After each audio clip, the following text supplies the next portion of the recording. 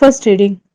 A reading from the letter to the Hebrews, chapter 11, verses 1 to 2 and 8 to 19. Only faith can guarantee the blessings that we hope for or prove the existence of realities that are unseen. It is for their faith that our ancestors are acknowledged. It was by faith that Abraham obeyed the call to set out for a country that was the inheritance given to him and his descendants, and that he set out without knowing where he was going.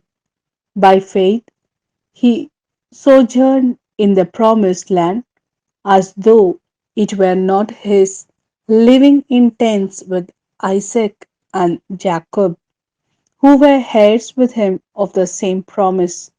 He looked forward to the well founded city, designed and built by God.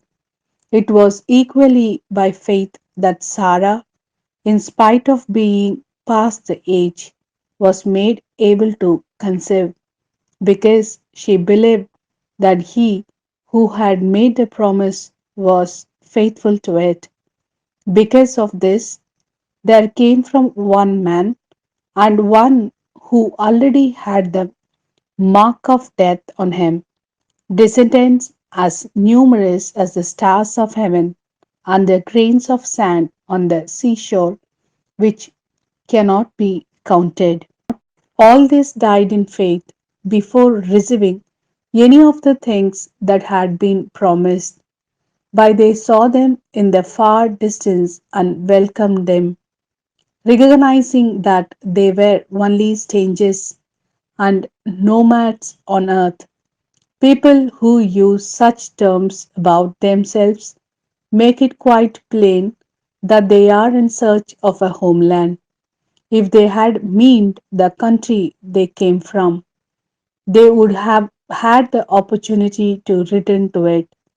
But in fact, they were longing for a better homeland, their heavenly homeland. That is why God is not ashamed to be called their God, since He has founded the city for them.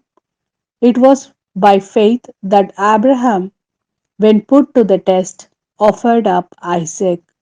He offered to sacrifice his only son, even though he had yet to receive what had been promised, and he had been told, Isaac is the one through whom your name will be carried on. He was confident that God had the power even to rise the dead, and so, figuratively speaking, he was given back Isaac from the dead. This is the word of Lord. Thanks be to God. A reading from the Gospel according to Mark, chapter 4, verses 35 to 41. With the coming of evening that same day, he said to them, let us cross over to the other side. And leaving the crowd behind, they took him, just as he was in the boat, and there were other boats with him. Then it began to blow a great gale, and the waves were breaking into the boat so that it was almost swamped. But he was in the stern, his head on the cushion, asleep. They woke him and said to him, Master, do you not care? We are lost. And he woke up and rebuked the wind and said to the sea, quiet now, be calm. And the wind dropped, and there followed a great calm. Then he said to them, why are you so frightened? Have you still no faith?